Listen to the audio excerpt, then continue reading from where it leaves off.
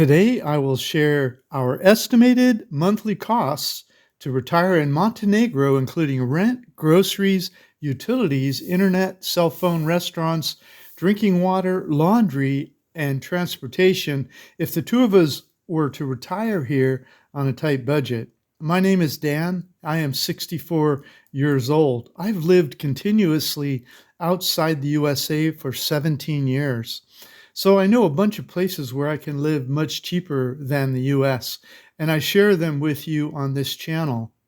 Much of the world is more relaxed than the USA because people are not so focused on winning the rat race. But I was lucky to be born in the USA since it has made my new life possible overseas. We came to Montenegro on my retirement tour of Eastern Europe. We shot all of the video you are watching with our feet on the ground here. In my Retire Overseas course, I recommend not moving anywhere until you have visited first personally to see if it feels right for you. After I share my cost of living in Montenegro, I'll share what I learned about healthcare, food, real estate, things to do, social considerations, visas, walkability, weather, internet speeds, and expat considerations. Okay, estimated cost to retire in Montenegro. Rents. Today I found this furnished one-bedroom apartment advertised online with a long-term lease of 1 year at 500 euros per month. That's 551 US dollars. A 15-minute drive to Kotor Central. If you rent for a short term on Airbnb, it would be much more expensive. A larger apartment or an apartment closer to the old town could easily cost twice as much per month. So for the middle range expenses, I estimate around 900 US per month or more depending upon area and size. Here's the process we use to find great apartments. So we'll show you a table of all estimated expenses in a moment. We'll use 551 US per month for our lower rent estimate and 900 per month for the middle cost of living estimate for expats who want more space or to be closer in. In case these rents are too high for you in this vacation heaven, towns less than an hour away in Montenegro can have as much as 30% cheaper rents, and rural areas can be even cheaper. For the apartment above, we estimate utilities, the year-round average utilities for us would be about $80 per month. The utilities would cost more for the larger space, starting at around $120 per month. Those are year-round averages. Groceries. We would shop in the farmer's market for fresh fruits and vegetables and purchase non-perishable foods and other things like shampoo and detergents in the grocery stores. We estimate around 290 US per month for groceries. Other expats are likely to spend more on imported groceries they miss from home, spending as much as 360 per month or more on groceries, since most don't go to the farmer's market.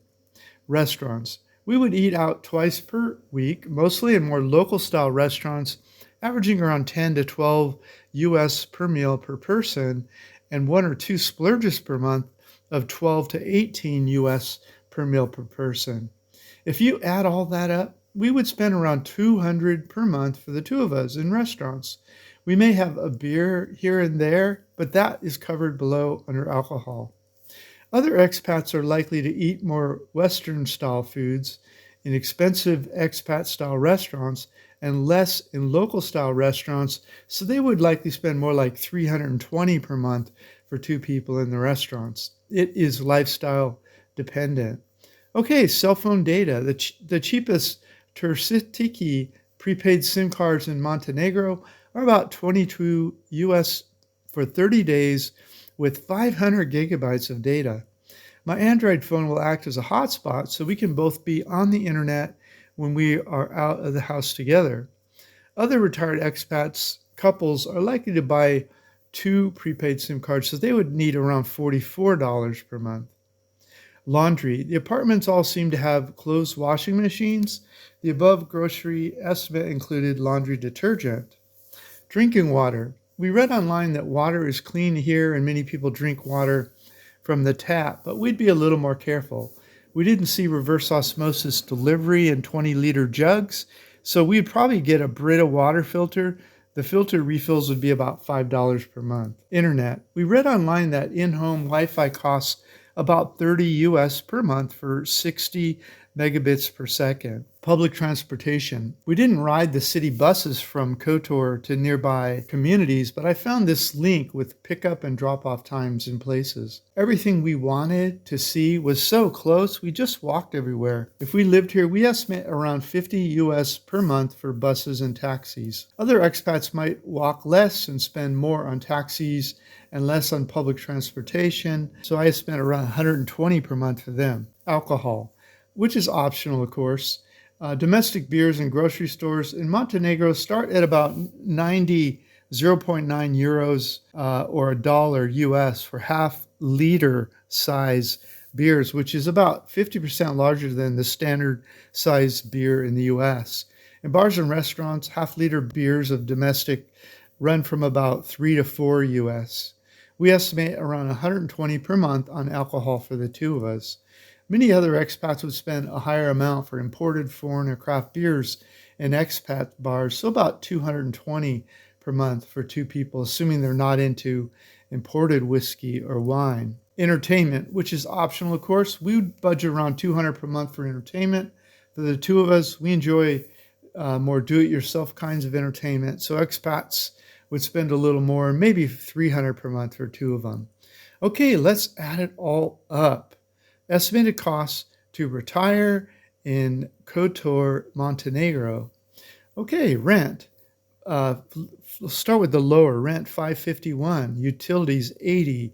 These are in US, by the way. Groceries, $290. Restaurants, $200. Cell data, $22. Laundry, $0. Drinking water, $5. Internet, $30. Transportation, $50.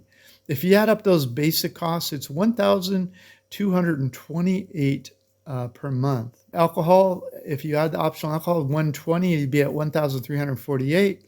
Add optional entertainment of $200, that would put you at $1,548 per month for our estimated lower costs.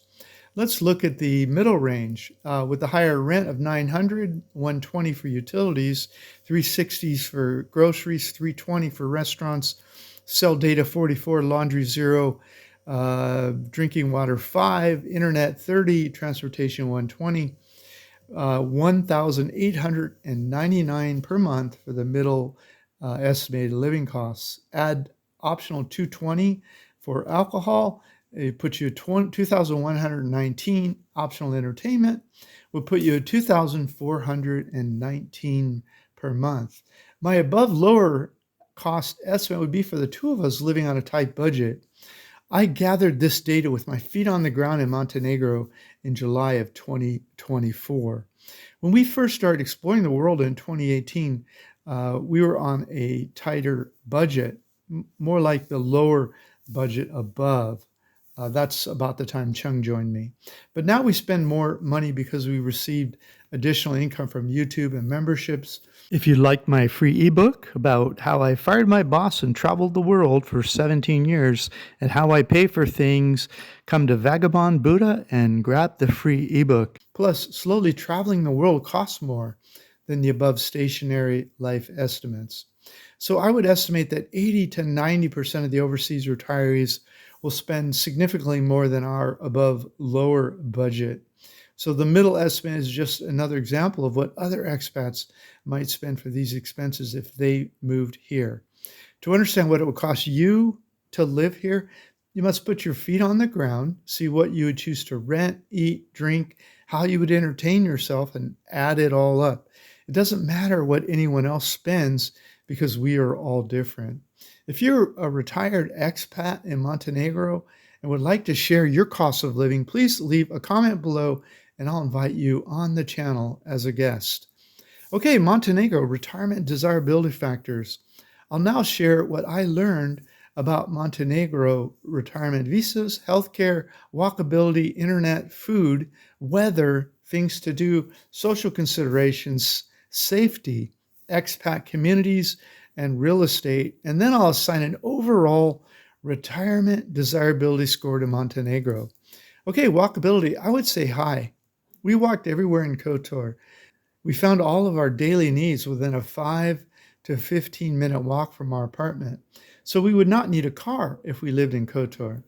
Avoiding the expense of a car would be highly desirable to us. Okay, internet, I would say high. The Wi-Fi in our Airbnb had about 40 megabits per second down and 30 megabits per second upload speeds. That's good enough for us to do Zoom calls, upload YouTube videos, and watch Netflix.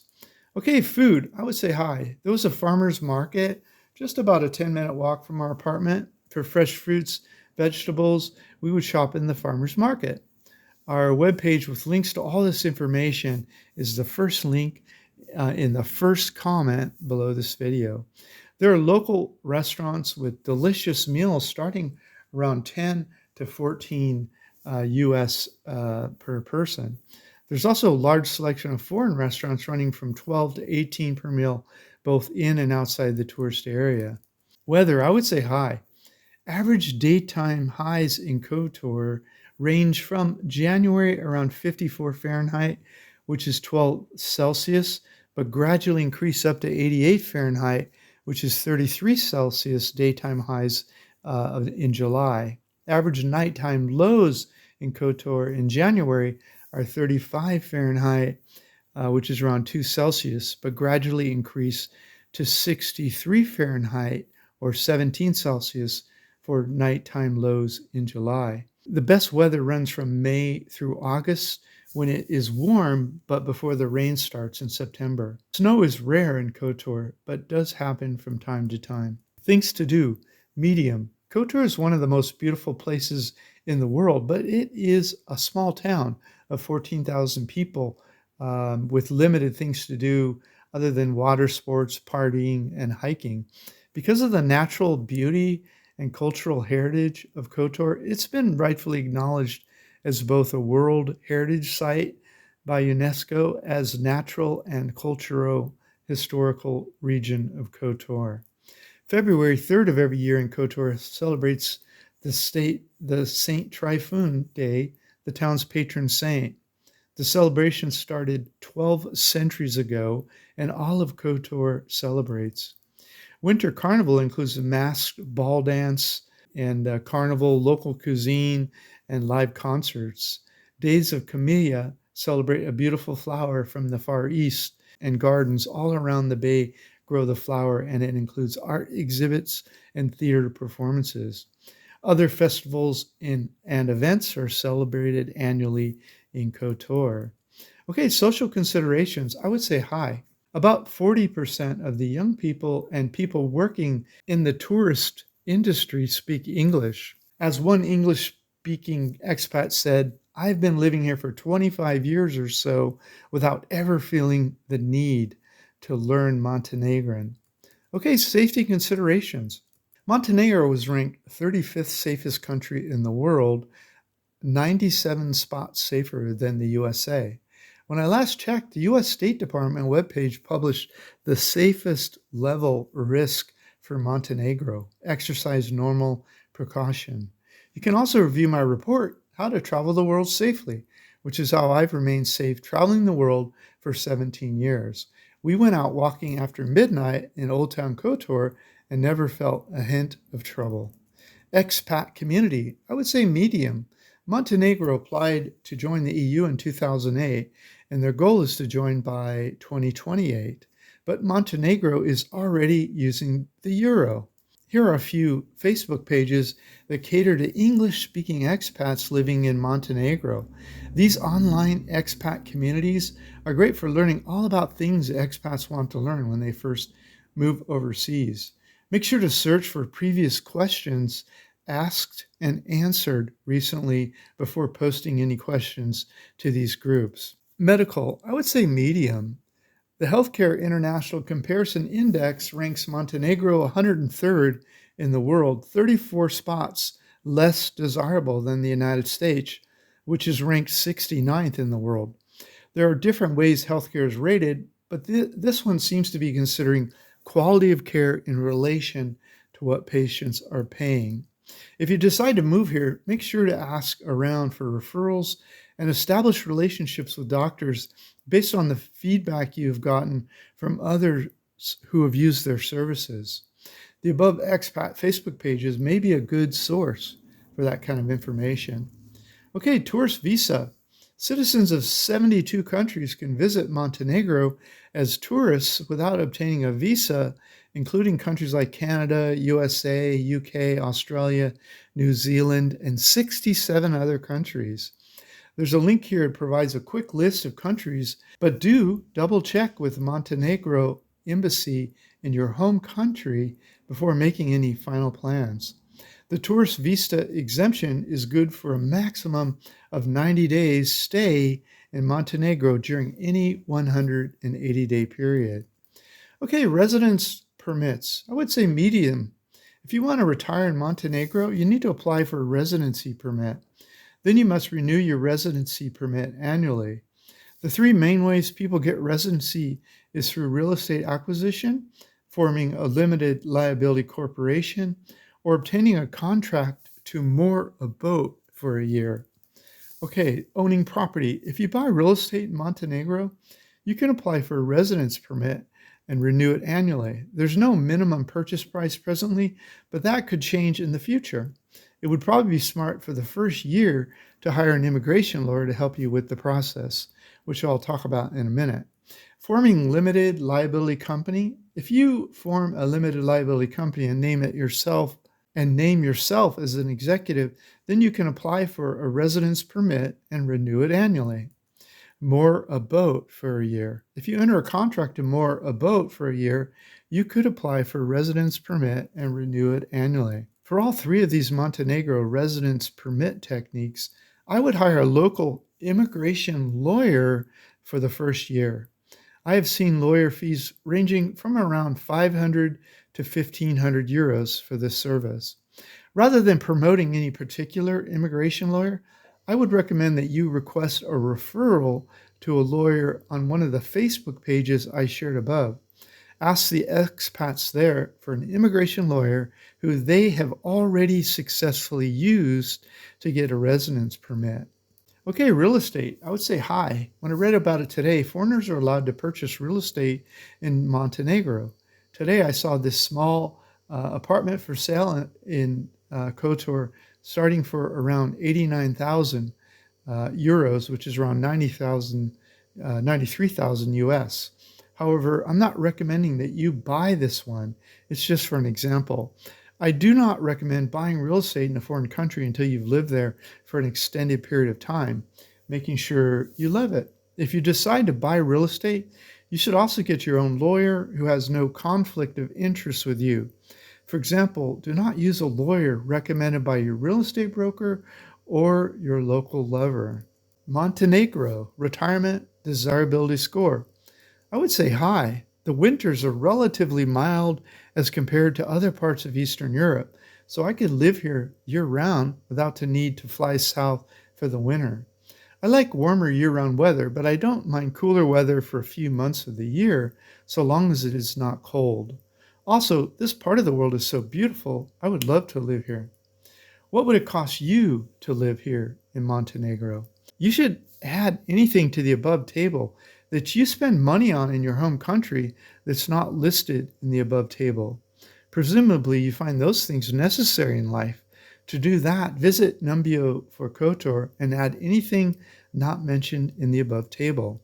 Also, if you're going to try to retire cheap offshore, make sure to read my report, The 2 Biggest Risks of Retiring Early for Cheap Offshore, which explains why you should have emergency funds available for unexpectedly large expenses. Never move anywhere until you've visited first personally to verify the living costs for your lifestyle and needs. I'm not guaranteeing these prices. These are just my notes and estimates from the time of my visit and this post. Your costs are likely to be dramatically different depending on your lifestyle and the time since this post. As I travel around the world, I write these Retire Cheap in Paradise reports. They include links to where we stayed, restaurants, cheap public markets, expensive grocery stores, transportation information, internet speeds, visa information, weather, and other information. All of this information saves time when you are doing your exploratory visits to identify your own personal paradise destination. We spend hours collecting and preparing this information, so you don't have to. Click the first link in the notes below this video to get an idea of what I'm talking about. Hey, if you liked our video, please like, comment, or subscribe. Any of that would help our business. Thanks so much. Thank you so much.